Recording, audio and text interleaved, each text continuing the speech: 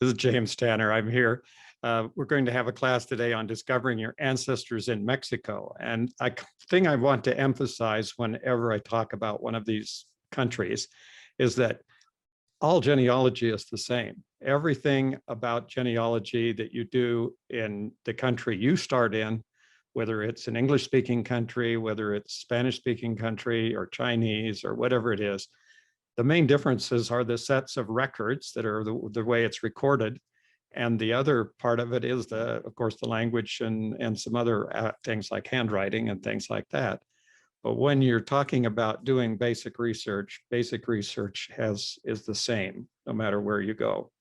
And you always have the same process in finding records for your family. You just have to know the right questions to ask, and those are the things that come along as you learn how to do genealogical research. One other point to point out, the Family History Library in Salt Lake City and now Brigham Young University Family History Library are both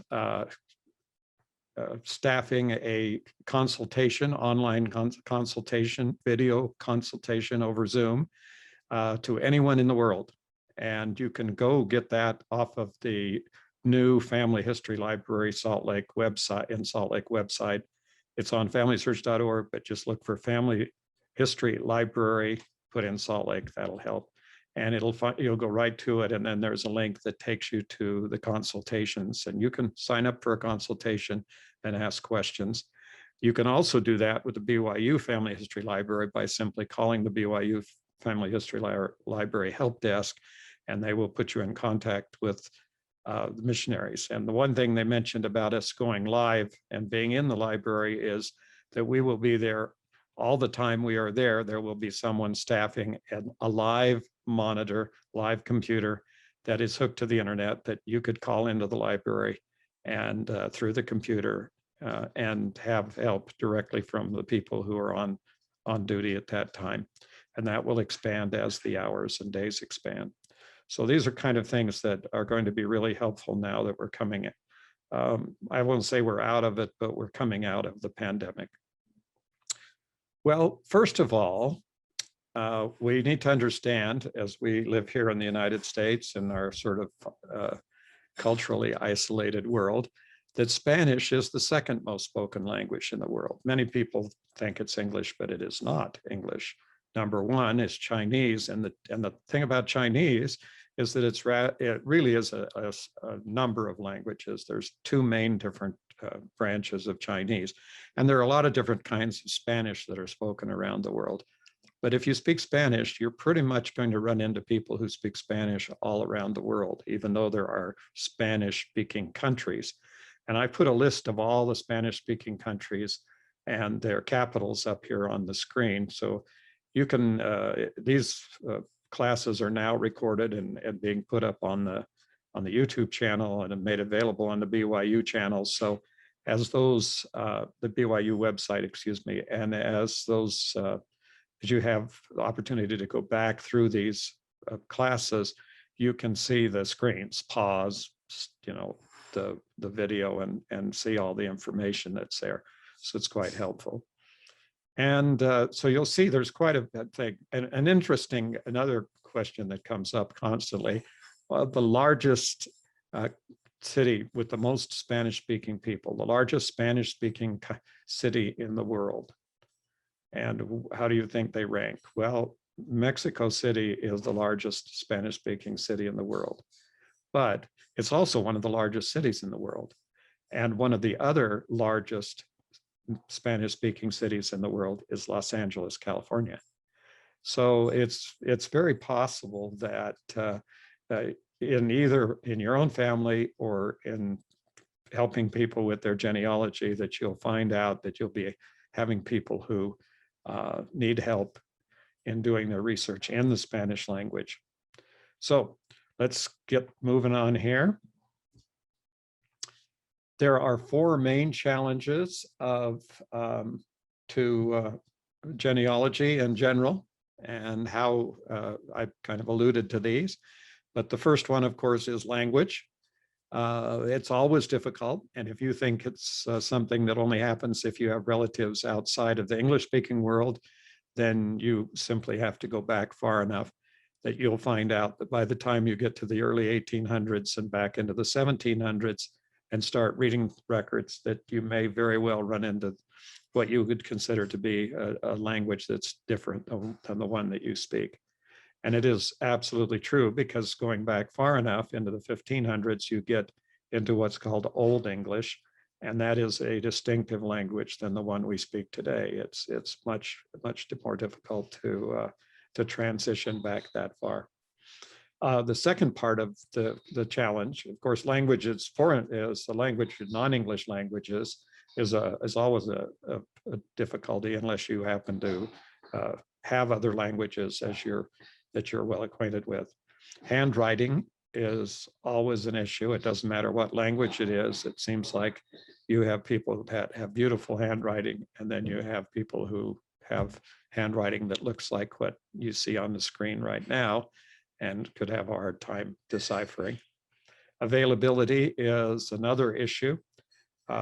Despite the large online family history websites like Family Search and Ancestry and MyHeritage and Find My Past and all the others out there that are have huge databases, there's always a question about whether the information is available.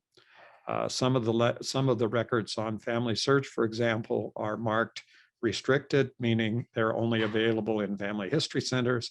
And this has turned out to be a big problem for those people who run into those records during the pandemic because of the unavailability of the records. And the last, of course, is condition. And this is also illustrated by the photo here. You'll see part of the writing. It seems to me almost inevitable that as I'm doing research or helping people, that the record that we need and starts out being very promising turns out to have half the page missing. But that is not always the case. But that is a reality. The reality is that the records may have been destroyed or damaged to the point where they're no longer useful.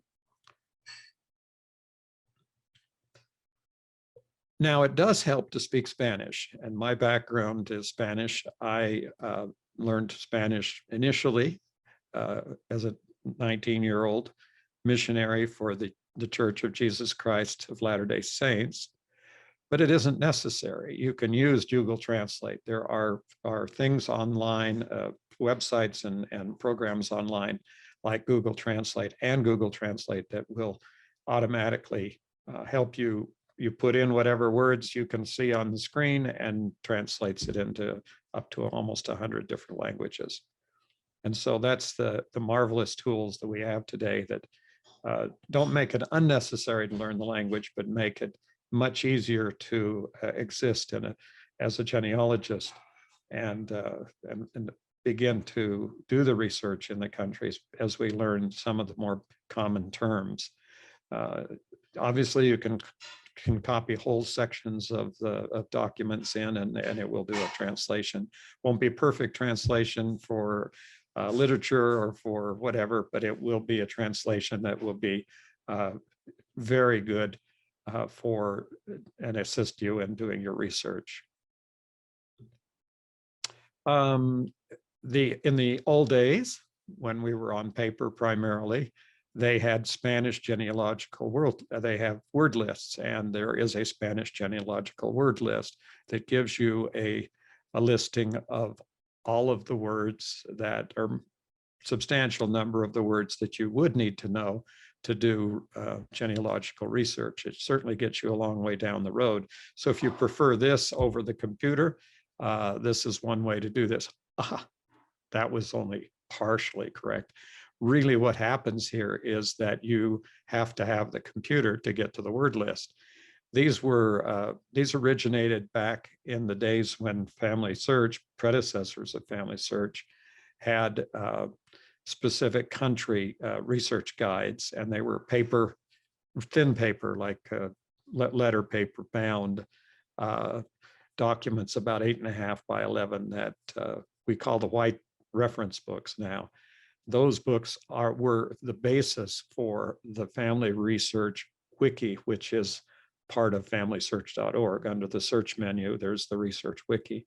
So all of the information in those handbooks was incorporated into the wiki. That was the first level of information that was entered into the wiki. So, and they've preserved those word lists here. Also, if you search hard enough, you can find the actual digitized copies of those old research guides. The problem with the guides now is that they were created long before computers and long before the internet. And so there's a lot of information that they'll say you have to go here, and actually all you have to do is look on Family Search. So be careful when you go back and look at some of those older records. There are a lot of online tools. This is called the Spanish Paleography Digital Teaching and Learning Tool. And the link is there, but if you just look for Spanish paleography, you'll find this tool and others where they show you exactly and take you step by step in learning how to read some of this old handwriting. I can say firsthand that it is a process that you need to go through, despite the fact that I learned how to speak Spanish, and despite the fact that I had done a lot of research in my life, I still had to go through the process of learning how to read all of this old handwriting. And when I come across something that's a little bit out of my distance or out of my learning, then I have to spend the time to go back and relearn whatever it is. So the key here, oh, by the way, the word paleography means the study of old handwriting. Old handwriting, paleography or paleography. Okay, so in addition, even on top of that, there's the BYU script tutorial. And you'll see on the script tutorial, go to byscript.byu.edu, and you'll see the Spanish documents tutorial, and it will teach you either in English or in Spanish to read old Spanish documents. So this is a good, and also a good alternative to going through and learning how to read the old letters, old documents. Now, the thing about the reason why I go through this introduction when I teach about most of these classes in these countries is that it's almost immediate that you're going to get into these issues and these challenges in your research. And here's another option. Here is, for example, what would be a parish register. It's in very, very bad condition, and there may be parts of it missing. One thing you need to know about the parish registers in the structure of the Catholic Church is organized geographically into areas that surround a church building. If it's a large building and is designated as a cathedral, then it would be a catedral rather than an iglesia, church, rather a cathedral rather than a church.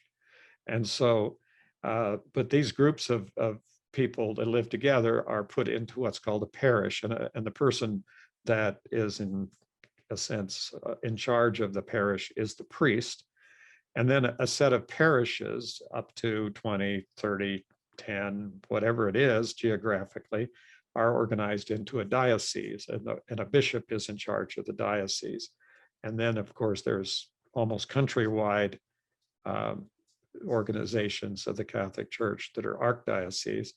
The important thing to understand here is that in Latin America and in Mexico in particular, the records during the historic Spanish Empire times and the records of the Catholic Church subsequently were basically collected and preserved. And the way they do preserve this, and so you have this copy, this would be the parish priest's copy of the record. And then once a year, the bishop or the bishop's representative would come around and make another copy of the record. So you would have a second copy. In Mexico during the empire, And I'll talk about the time period there in a moment. Then there was a third copy that was sent to Spain. So we have a 3 copies chance of finding that these records. A lot more of the parish registers are digitized than the diocese records. So it's sometimes a little harder to find the diocese records, but in some cases, you may find that the diocese records are actually online from the Catholic Church. And so it's just interesting. I was doing some research in Southern California, and of course, that was all part of Mexico up until the United States decided to declare war on Mexico and take the western part of the United States over. And so their records there have been digitized for some of the missions and are online. Genealogy is history, geography, paleography, and linguistics. It's these 4 categories of studies. If you were to characterize it as an academic profession or an academic subject, that would be, say, for getting a degree like you can at some universities, including Brigham Young University, you would have to take classes in history, geography, and in paleography, and to some extent in linguistics, especially if you were going to study if you were going to do research into countries where were not the country of your original language, which probably is in English if you're listening to this class.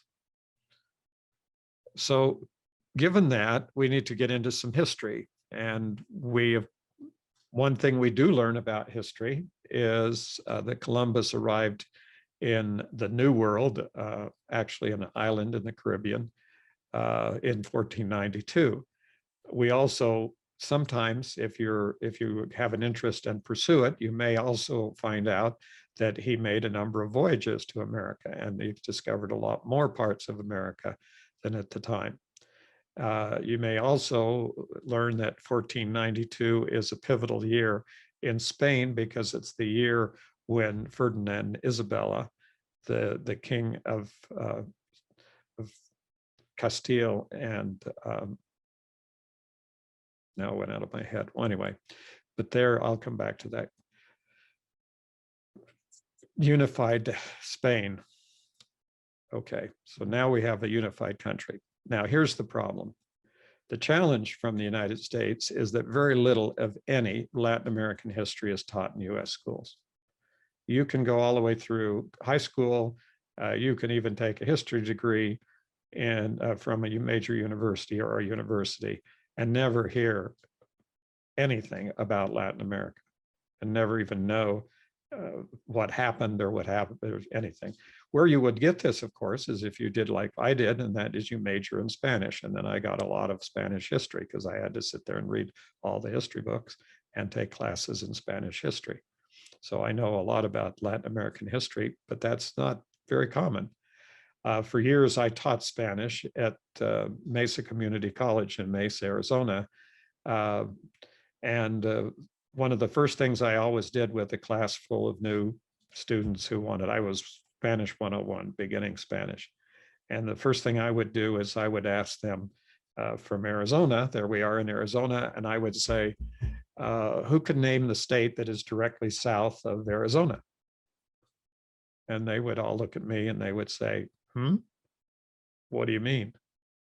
And then finally, it was possible. And occasionally, by the way, I had class after class for years, the classes, and I would only have a handful of students that could answer that question. And the answer is that it was Sonora. And Sonora is a state in Mexico. And the true name of Mexico is the United States of Mexico, or Estados Unidos de Mexico. Entonces, instead, so this is something that people just aren't aware of. And it was just right there, just an hour and a half to 2-hour drive south of Mesa where I was sitting, and they didn't know it. So it's kind of interesting. the way the culture has come in the United States, that we pay so little attention to the Spanish background and heritage that most of our country has. Area-wise, most of the country, except for Alaska. Okay, so the first permanent European settlement is at Santo Domingo and now the Dominican Republic in 1496. This is just 4 years after Columbus discovered, didn't really discover, that Columbus proved, and he didn't really prove the world was round, because everybody who knew anything at the time knew that the world was round. But what he did discover is that there was a landmass between the east, the far east, that was where he was really trying to go, and Europe. And there were some stories about there being a landmass there, and it was fairly well known in Europe, but it wasn't known that there wasn't a way to get through that to China. So that's the reason why that went forward. Now, that's an interesting point, because they began the conquest. Of course, Spanish wanted to have their empire, and they ran into a rather well-organized and very advanced civilization in the Americas, and they were able to overcome them, and through quite a bit of violence and whatever. So the real question was always in the minds of most people, if you start reading this history, and or if you get sort of a superficial story of the conquest of Mexico, you wonder how this little group of Spanish conquistadores were able to subjugate such a large indigenous population. The answer was that the large indigenous population was not large, and it was not very well organized. And the reason for that was that as the Spanish by 1519 and 1520 had been there for a few years, the diseases that they carried from Europe, including smallpox and many other terrible diseases, had spread through the Americas. And by the time this was happening, there are estimates of anywhere up to 90% of the population had been killed. In other words, there was almost only about a very, very small percentage of the actual numbers of people. This is particularly interesting in North America, and Mexico is part of North America, because as the European people, the settlers came, like the Pilgrims, and they landed in North America, in what we call now Massachusetts, they didn't find very many Indians. They found almost none. And the answer is, where had they all gone? And now we know that there were huge cities, millions of people in population in the center part of the United States, and that these were essentially decimated by these waves of illness and disease. The Spanish reached northern New Mexico in 1598. So if you're looking for some dates as to how early all of this occurred, and why is that important? Because the English settlers that I've mentioned now, the Pilgrims, arrived in 1620. Okay, so we're talking about over more than 100, well over 100 years of Spanish occupation and exploration of America before the English settlers even got a toehold here in North America. So we have a long history. So we can remember 1620, but we can't. We have no idea when and how the Spanish got here. There were Spanish people living in places like Arizona, Texas, New Mexico, California, long before the Pilgrims landed. So we are the latecomers here to the Spanish.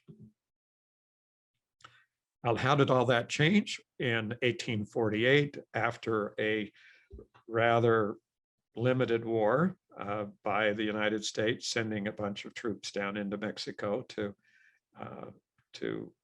conquer Mexico. The issue there was whether they were going to take the entire country of Mexico all the way down, or whether they would just take the northern part of Mexico, essentially north of the Gila River in Arizona and west to the Rio Grande in New Mexico. That was already, the rest of this was already kind of claimed by the United States under the Louisiana Purchase and other things, but it was actually part of Mexico. And for interest here in Utah, when the pioneers of the Church of Jesus Christ of Latter-day Saints, known as the Mormon pioneers, came to Utah in 1847, you'll see it was before that 1848, and technically they were in Mexico. They were no longer in the United States of America in Salt Lake City. And so when the United States acquired this country, this part of the country, that's when they began to have difficulty with the people who were living out here already. And so this is an important thing to understand. And you, even though if you lived, even you could have someone who had never spoken Spanish in their life, and they can trace their ancestry back to these early Mexican people who lived in what was then Mexico in the United States. Well, you notice there was a little piece missing at the bottom, and this was a purchase. They actually bought it in 1853 from Mexico. It's called the Gadsden Purchase. And the interesting part about it is that southern boundary of that goes across the tip of New Mexico and then over approximately to about a third of what is now Arizona, and then Ingalls North. What happened there? Well, there's a lot of stories about that. But the interesting thing is to suggest what would happen if that had not gone north and had gone simply continued west, and the United States had purchased the land, the part of the Colorado River and into the Gulf, what's called the Gulf of California. If they had done that, it's very possible that Yuma, Arizona would have been Los Angeles. In other words, that would have been the huge port, because it's a seaport, and they would have been the same kind of would have been no reason to keep walking all the way across California, across the mountains to the coast. Of course, the coastal cities would have been large, but it's very likely that Yuma would have been one of those. And just keep remembering this and saying it over to yourself. We've had Spanish-speaking people in the United States that were living in this country long before the Pilgrims. So the questions that people, I won't get into that. That's not a good thing to talk about. Okay, so now where do we go? Well, from our standpoint, if you speak English first, the first place you need to go is to Family Search and Ancestry. Family Search has the largest digital online collection of Latin American and Spanish genealogical records that exist presently in any location. There are some of the native country archives that are growing. They certainly have more records in Mexico, and Ancestry has also acquired a huge collection of Mexican records. So for as far as Mexico is concerned, there are the place to go are Family Search and Ancestry. Family Search, variously, I've heard estimates of around 95 to 98% of all of the parish registers and the civil registration records in Mexico that are available online at Family Search.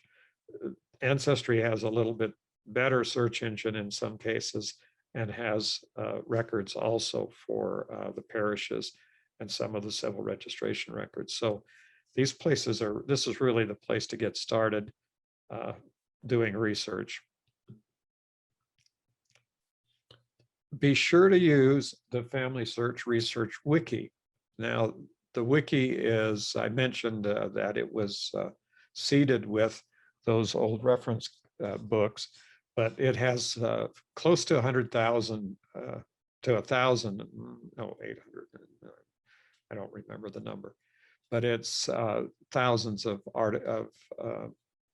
articles, and is particularly good for Latin America because it has some interactive maps. It has research tools, it has guided research, it has all sorts of things for helping you with your research in Mexico. So this is something you should become familiar with, just basically from the standpoint of doing genealogical research, but particularly for a country like Mexico, that the Research Wiki is just should be your go-to place for information.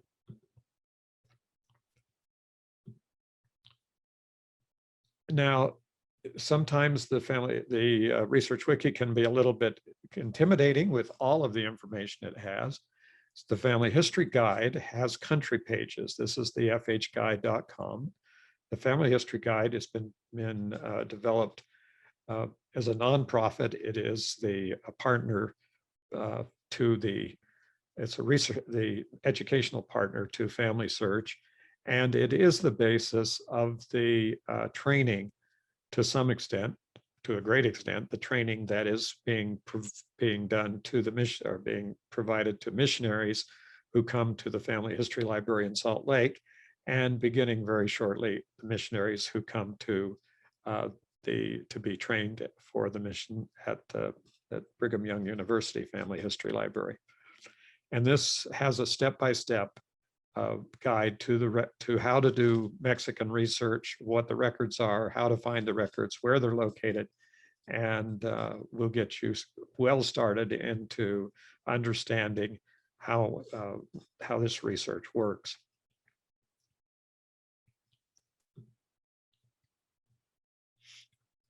So how do we start? Well, the key to Spanish language research, let's call it that, and particularly in Mexico, is to identify the exact location of an event in an ancestor's life. And what do you mean by that? What do I mean by an exact location? Well, that little bit of difference depending on what part of the world you're with. If I were doing research in Scandinavia, I would be telling you, you have to know and be able to identify the house or the farm that these people lived in order to be assured that you have the right person. Well, you have part of the same challenge in Mexico. One of the main issues that occurs in Mexico, and it was a reality if you go back far enough, is that when the Spanish came in, they essentially forced the indigenous population to adopt Catholicism, to become members of the Catholic Church. And because they had pagan names, in other words, non-Spanish, non-Catholic names, they all had to be renamed when they were christened. Well, the Spanish, not using a great deal of innovation, they decided to name everybody the same name. So they named all the males Jose and all the women Maria. And you can go back far enough in your research in Spain, I mean in Mexico, you may run into a parish register where every child has the same name, pages after pages. Okay, kind of the dead end of the world there. But that carried over. And so in Mexico, what you will find is that today, an inordinately large number of people, especially as you go back even the last 2 or 3 generations back, you will find that commonly the boys all have the first name Jose, and the women all have the first name of Maria. And then they go on with their regular name, which was one they used during their life.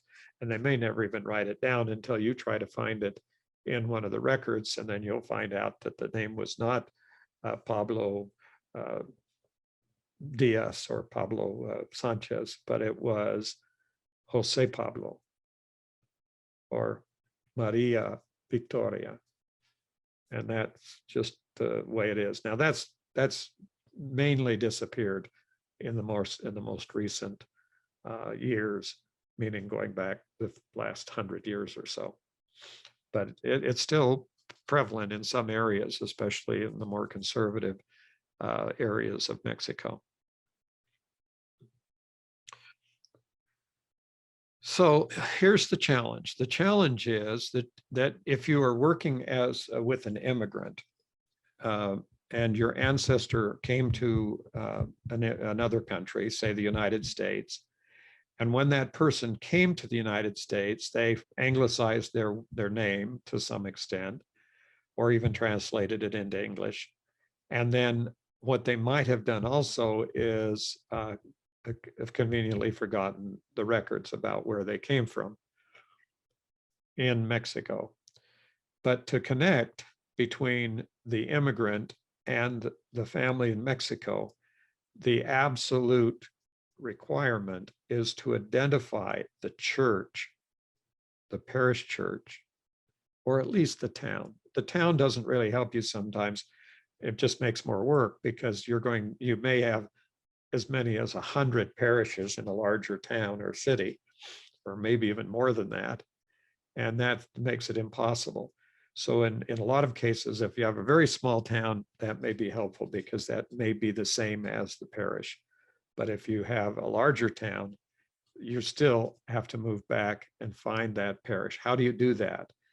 You basically have to start asking your relatives and get back.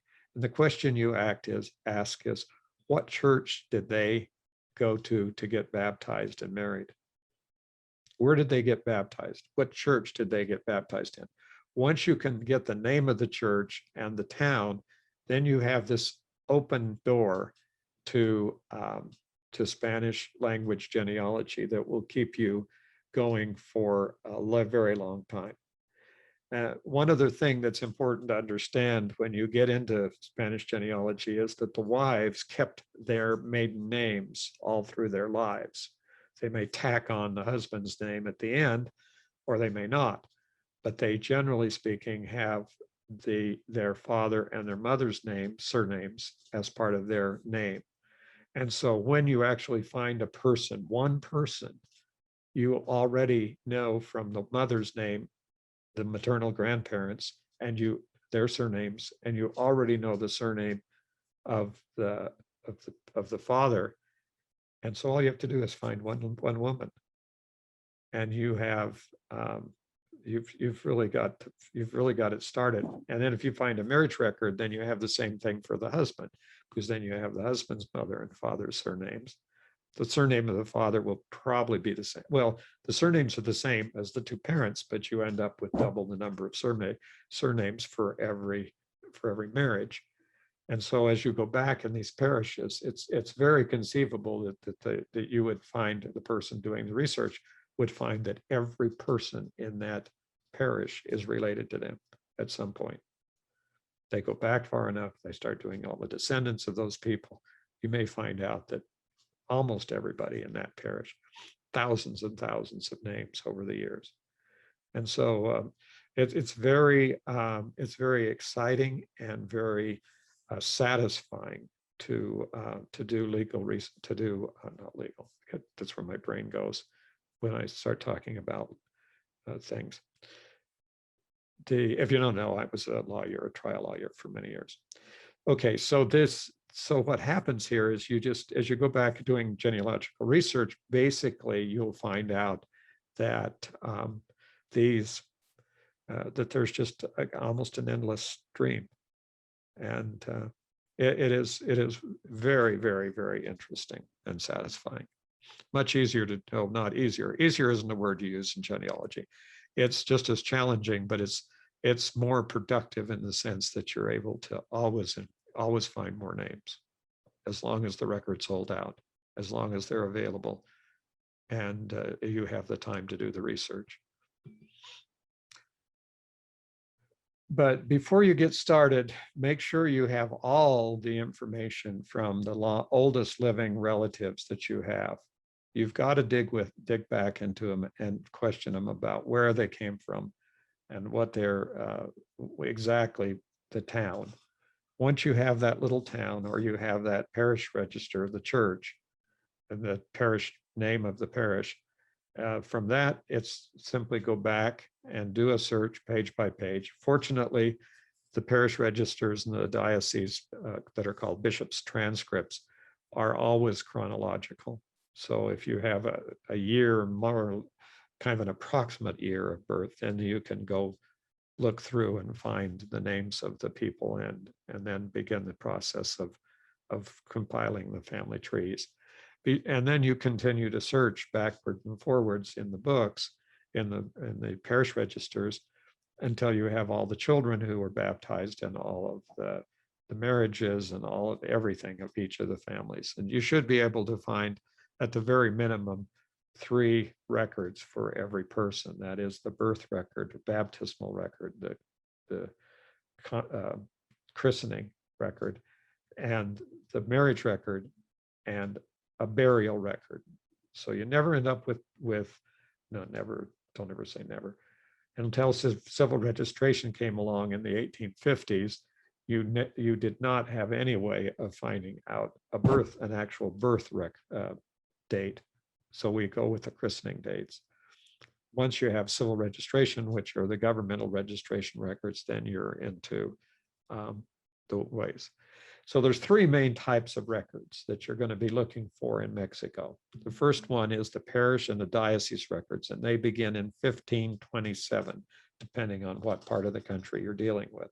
So there's a potential there of going back a good 500 or 600 years if you're going to do it. And if you happen to actually identify someone from Spain, then it's possible to go back even further. Civil registrations become general in 1867. And so that's when you can begin, in this center part of 1800s, you begin to get additional records, which are it's almost as valuable as a census. But the first and only census that had any identifying of the people as such, except for limited areas of the country, was Mexican 1930 census. That's very helpful in getting you started if your people didn't come to America before 1930 and were there to be counted. You may very well find them in the census record, which of course gives you the exact place where they were living at the time. So that solves the mystery of the place. So I mentioned already and described the differences between parishes and dioceses. Now, parishes, to review a little bit here, are the small units, and dioceses are the larger units. And one thing to understand about this is that the Catholic Church has directories for the whole world of the Catholic Church. And you can go online and look for a diocese in Mexico or a parish in Mexico and find the directory to the name of the priest and the telephone number, and if they all have telephone numbers, and then website if they have a website, and email addresses and all sorts of things. So it's also fairly straightforward way to do that. Now, one caution that you have to do when you think, well, I just write this guy a letter and see if I can get the root. Their job is not to do genealogical research. And they are not particularly, depends on the individual organization, the diocese or the parish, as to whether they will even listen to your letter or care if you're trying to do research. And so, and sometimes they do charge, and it can be a substantial amount of money to do the research. But it's with all the records that we have here in the United States, it would be a good idea here on Family Search and on Ancestry, be a very good idea to try to do the research in those records before you go down and try to talk to a priest or somebody. The chances that they would have a record available right now that was not digitized by Family Search could happen, but it's not as likely as it would be that it would already be there. So when you're searching a parish register, what do? You look for the first person you can identify in a christening, marriage, or death record. Okay, why is that? And when I say identify, that means you actually know that this person is the right person. It's not just, oh, I found the guy's name was, Jose Gonzalez, and what am I going to do? That's not what's going to happen. You're not going to be able to do that. Wait, when you see the pages and pages of people with names like Jose Gonzalez and Jose Sanchez, and those are like John Smith and George Brown type names. They are so common. So basically what you have to do is find that first person. Once you have that first person, you really do have an anchor to begin. And then you can work through the patterns and you start searching forward and backward in time from that person. Forward, pick up siblings. Backward, pick up siblings and marriages. And so once you get back to the marriage of the parents, then you start back that whole process over again with the wife's family and the husband's family. And then you just keep building. And it becomes an extremely interesting process. Search forward and backwards in time, entry by entry, for additional family members, approximately 2 years for the birth, 18 to 20 years from a marriage, and for age in a death record, it could be, but you should find it. You won't find the death record per se. I got to repeat that. It's a burial record that you will find. So generic death records is a generic term from genealogy. When we talk about death records, we talk about probate, cemetery records, any kind of record that can substantiate the death and the date of any of the associated with that. Parish registers and civil registrations are chronologically organized. Can't say this enough. The question is, well, it's not indexed. In a sense, for the way that I, after doing these many years of doing Spanish language research in these records, if I get a help at all from an indexed record in Spanish, I am happy, but I simply do not think they're necessary or whatever, because what we have here is a set of records, the civil registration and parish and diocese records, that are chronologically by the date of the event in the person's life organized. And so once you know the place, you can't do anything. Even if you have an index, if you don't know the place, you're never going to find the right person, because you're just going to get all sorts of names. So try something simple. Go look up Jose in the family search in Mexico and see what you get. Probably a few million records.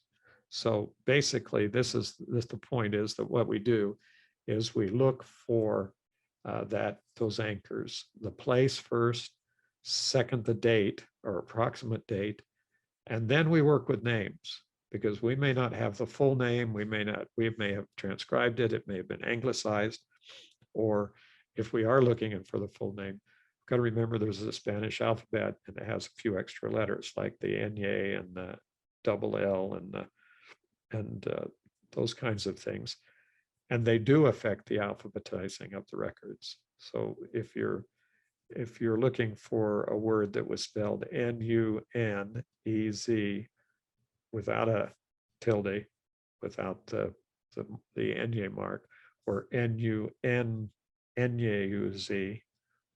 those are two different letters, and they would come in different parts of the alphabet. So the indexes are a little bit iffy, especially in languages where they're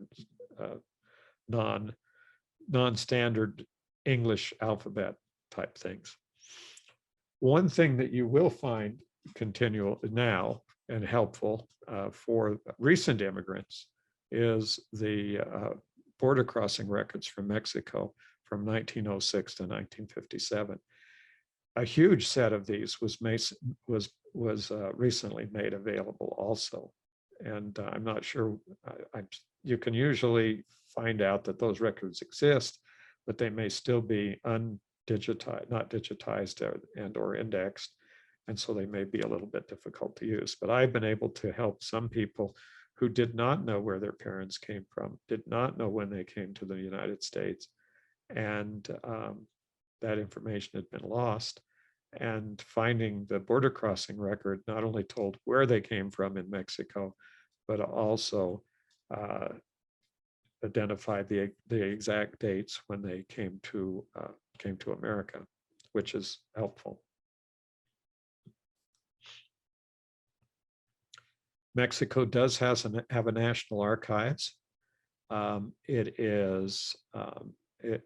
has a lot of records that has a tendency to have more governmental records rather than the the records that you would look at. But this is something that you can work into and try to get more information out of using the National Archives.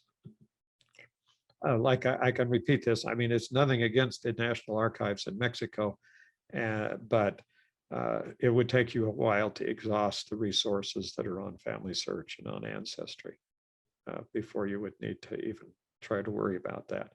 And the problem you would probably run into is that the much greater chance of your family turning out to be formerly indigenous people or poor people than it is to be rich. And that's just the life. Now, this is a long explanation of the General Archive of the Indies.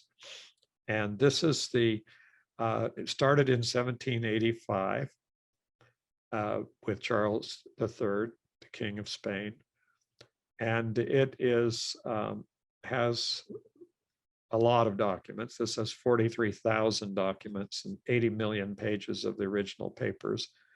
And it is 8 linear kilometers of shelving. That's about a little over 4 miles of shelving. And so you're looking at a lot of documents. And these documents came about because of what I said earlier on, when the priest in Spain, in Nueva España, in New Spain or Mexico, in Mexico, when they wrote the record, then they had to make 2 copies, and one of the copies went to the diocese to Mexico City, and the 3rd copy made its way over to Spain in Seville, and this was where they gathered all these records together, and they're being digitized. It's a, I would say, moderately difficult website to get into, but it is a very interesting that all of those early records of what was happening in America were transferred over to Spain. So worse comes to worse, or if you really believe, as many Mexicans will say, that their ancestors came from Spain, whether or not it was the case, and then they do, and that's wonderful, because here are more records to look for. And so you can really go across the ocean to Spain and get into more records. And then it's possible you may be able to connect with a location or one or more locations in Spain. The Spanish records going back another couple of 100 years. So you have it's a pretty big process here. The portal of the Spanish archives is called Parish, or Parish, and it looks like it talks about the archives and the statistics and things like that, but it's actually the documents that are available here. And this is sort of the opening door portal to that website. And once again, I just mentioned this because it exists and because it's something out there. But do your work in don't jump back. Don't have the thing that I think some alarm just went off. But don't have don't give in to the temptation to start your research back a few generations. Work your way through mechanically. Okay. The answer here is to keep looking, because you'll keep finding more, especially with records in Latin America. The more research you do, the better you become, the more familiar you become to your family and your family names, or to the names that are available. You will find more, because they have a regular, systematic way of naming people. So thanks for watching.